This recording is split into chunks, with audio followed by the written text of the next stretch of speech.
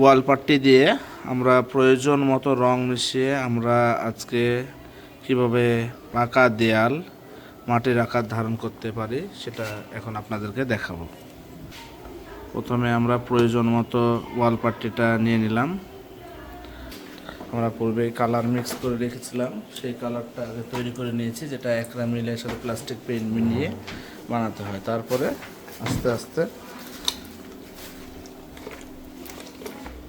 এটার সাথে একরা মিল হালকা কালো, খুব বেশি না, মানে মাটির কালার, যেটা দেখলেই বোঝা যাবে। প্রয়োজন মতো যতক্ষণ না আসে ততক্ষণ সেটাকে মেল্ট করতে হবে।